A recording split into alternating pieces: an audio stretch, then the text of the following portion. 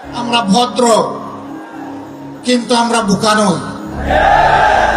আমাদের ভদ্রতার এই উপহারকে কেউ যেন দুর্বলতা মনে না করে। আমি কারো কথা বলবো না, কে কি করেছেন, কোথায় আপোষ করেছেন করেন না, এটা আমার সাবজেক্ট না।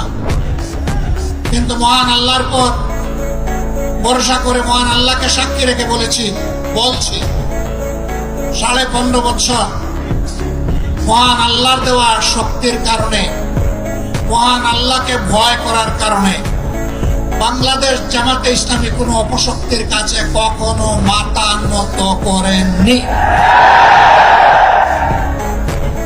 জীবন দিয়েছে, আপোষ করেনি। বহু আপোষের প্রস্তাব আমাদের কাছে এসেছিল। ফাঁসির কাস্টে নেতৃবৃন্দকে পাঠিয়ে দেওয়ার আগে জনে জনে দফায় দফায় প্রস্তাব এসেছিল।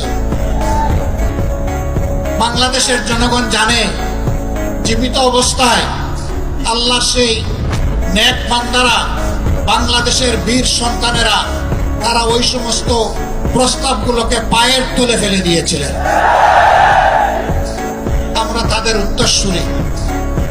সুতরাং মেহরবানি করে আমাদের আর ধৈর্যের পরীক্ষা দিবেন না।